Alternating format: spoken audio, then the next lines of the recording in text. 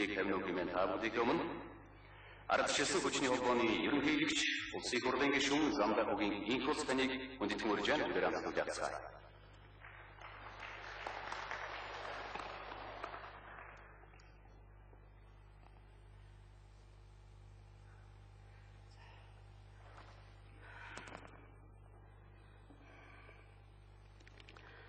Та бидний өнөөдөр энийг танхимд хурамчуулсны гол нөхцөл шалтгаан сэтэл нь 20 жилийнхаа ойтой золгож буй Монголын арчлын хөгжил билээ. 20 жилийн турш Монголын арчил бидэнд эрх чөлөөний мэдрэмж хэн нэгнээс асууж биш өөрсдөө биедээ шийдвэр гаргахын жаргал зовлон хөгжлийн эрэлхийлэл талцал эрх зүйн ануумын байдал жагсаал цуглаан бас чугуу авилгал шудраг бас байдал сайн муу олон талыг хангалттай харуулсан үлээ. Арчилд төлөвшөж байна. Гэхдээ хэтэрхий удаан байна. Иргэдийн ядуурл шүүх боловсрол эрүүл мэндийн системийн хоцрогдол хэтэрхий өндөр өртөгтэй байна. Товчхондоо арчил иргэдийн өмч болж ашгаа авч чадахгүй нийгмийн тодорхой эсэргүүцэл цөөх хэсгийн өмчил байгаа ажээ.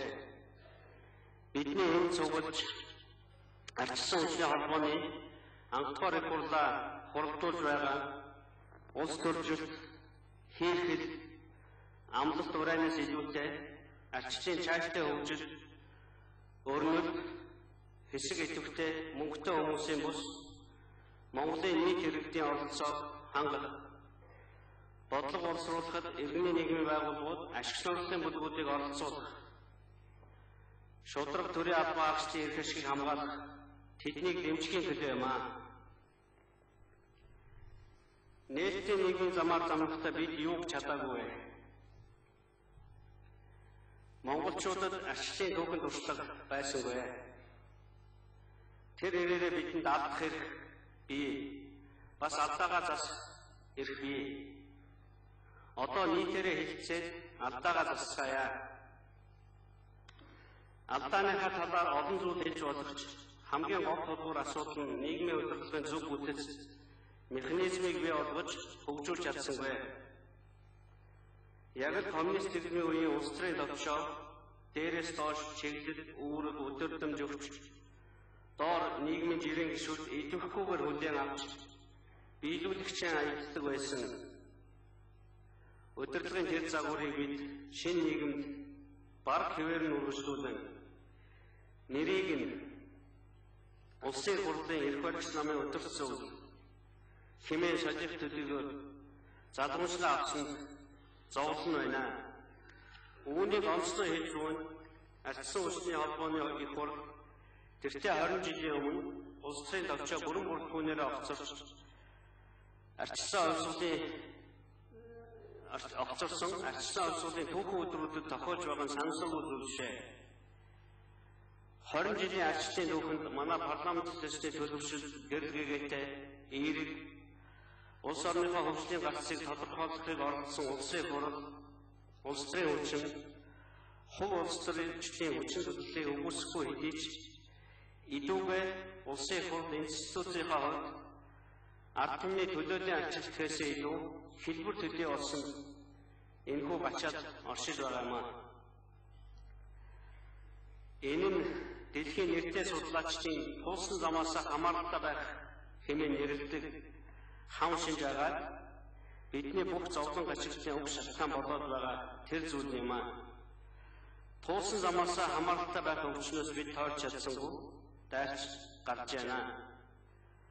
Нийгмийн удирдлага тэндээс гарах шийдвэр иргэдийн олонхын хүсэл сонирхлоос биш эрх барь зүй цөөн хүний шийдвэрээс улам бүр хамааралтай болсоор байна. Шинэ нийгмийн байгууламжийг хуучин тооцоогоор барих гэж оролцсон бүхий л оролдол маань хурдд орж байгааг бид өнөөдөр ойлгож хүлээн зөвшөөрч дор бүрнээ тодорхойлохыг хичээл гарцгааж байна. Мөрийн сарай барьсан барилгаа нүүрний засвар хийж янзлах уу? Инженерийн хувьд өрөө барьсан барилга нь нуур дунтаас өмнө тэрхүү барилгыг нурааж шин тэгшхэн зүг байшин сүндэрлүүлэх үү? Нэг үгээр шинжлэж хийж ардчлалаа хэлбэрээс агуулга руу шилжүүлэх нийгмийн энэхүү захиалгыг ардчилсан хүчний холбоо хүлээн авч байгуулагдсан юм аа. Ардчилсан хүчний холбоо нь нийгмийн хөгжлийг хурцлах катализаторуудын нэг байж арчлах үйл явцыг чанаржуулах, баталгах явцыг манлайлахын төлөө байгуулагдсан юм аа. Улс орн маань аандаа хөгжөөд иргэд урсгалаараа ухамсарлж арчил зөнгөөрөө хөгжихийг хүлээгээд хараад юу ч хийхгүй суух хэрэг бидэнд байхгүй.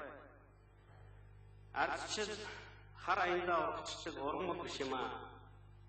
Энэ бол байнга тордож, бордож байж гэмээр үр жимсээ өгдөг эмзэг хэцүү сортой ургамал юм аа. Өмнөх нийгмээс өвлөн авсан суур эмгэгүүд өдрөөс өдөрт амжир хүндэрч Монголын арчлыг хэмлэж байна. Бидэнтэй ижил гараанаас хөдлөж арчлыг шинээр болон сэргээн тогтоосон 40 улс дотор арчлын үр жимсийг хүртэх байлгаа үр хөвөлт нь хатаагаад устгахчилсан ч байна. Биднээс урагш цоолон дахиж тогтвортой хөгжил хангалуун амьдралтай залгасан нь ч байна. Уралдаж яваад төш дотроо бид өөрсдөө хаахан яваад төсөөл таваас дундаас хойгоор адаг хавж яваа нууц биш юм аа. Судалгаач Ганбаатарын бичнээс харахад ардчил нь чанарынхаа утгаар ард түмний хүлээлтийг хангаж чадахгүй, ард түмний сэтгэл удаан хугацаагаар оршиж чадахгүй. Сайн засгийн гол үзүүлэлт бол улс төрийн эрх чөлөө, тэгш байдал, эрхцүүлт ёс, тайлагнал, тунгалаг чанар, хариу үйлдэл үзүүлэх чанар хангалтгүй ард түмнээс арчилсан засаг татагдах нь сул байх юм а гэжээ. Хэрвээ бид өнгөрсөн 20 жилийн шиг хуучин арга барилаар нийгмийн удирдлага шийдвэр гаргах үйл ажиллагааг үргэлжлүүлэх юм бол биднийг дараах зүйлс ойрхон хүлээж байна. Улс төрд үжил баримтлалын өсөлтөн үгүй болж албан тушаал эрх мэдлийн төлөө бүлэглэлүүдийн сөргөлтөө гаргана. Авилга хүн цуглал хэрэгс хэтэрч нийгмийн баялаг шудраг усаар хойрлогдсон баян оосны ялгаа 2 туул руугаа шагагдах нэ. Улсын төсөв яаж нэмэгдсэн төрийн үйлчлэгээ улам нуудаж төр дэвтэх итгэл багс улмаар үгүй болох нэ. Сонгуул улам бүр луурын шинжийг олж стратегийн хувьд сайтар байршиж хөрөг санхүүгийн мэдээлэл төрсөн олигарх бол төрийн эрх мэдлийг барьж явах хэрэгсээ сонгуул болох болно. Засаглал сайнгүй байхад байгалийн асар их баялаг нэгдсэн биднийг дампуурт хөтлөх магадлал үүсгэлээ. Иргэдийн дуу хоолойг шийдвэр гаргахад тусдаг механизм байхгүй байгаагаас дээрээс илгээсэн тушаал заавар шийдвэр хүчгүй, үнэмшилгүй болж ард түмний дэмжлэг алдсаар байх нэ. Уг нь Монгол улсын үндсэн хуулийн 3-р зүйлд засгийн бүх эрх ард түмний гарт байна гэж заажээ. Хэрвээ засгийн бүх эрх ард түмний гарт байсан бол дээр дурдсан алдаанууд гарахгүй байлаа. Хэрвээ засгийн бүх эрх ард түмний гарт байсан бол шударгаас тогтсон хуулийн биелдэг хууль шийдвэр бүгд тэгшэрхтэй авилга хүн сурт алга болсон төрн төмөн олондоо үйлчилсэн байгалийн баялагынхаа 200 хувиараа дэд үтс орон сууцны асуудлаа бүрэн шийдэх замдаа орчихсон. Бүгдээрээ биш юм аа гэхэд дийлэнх олонх нь боломжийн ажлын байртай болсон. Гэх мэтээр энэ жагсаалтыг зөндөө өргөжлүүлж болохоор байна. Гэхдээ өнөөдөр ийм юм болоогүй, энэ чиглэл рүү алхмууд хийгддэг бид бүгдээрээ мэдж байгаа. Яагаад ард түмний дийлэнхийн бодолтой өнөөдрийн төр засгийн бодол таарч нэг долгион дээр ажиллаж чадахгүй байна вэ? Эрх орчдын зүгээс тийм өсөл зориг сонирхол байхгүй байна уу? Эсвэл цэгцтэй хөгжлийн өсөл зориг өгүүлж байна уу? Уг нь манай нийгэмд үндэс улсын төлөвшил, эрхэл үнэмшил, амьдралын философи бий болох боловсролын тогтолцоо байхгүй хувирал байна уу? Ийм нөхцөлд арчилсан хүчний холбоо юу хийхийг зорж байна вэ?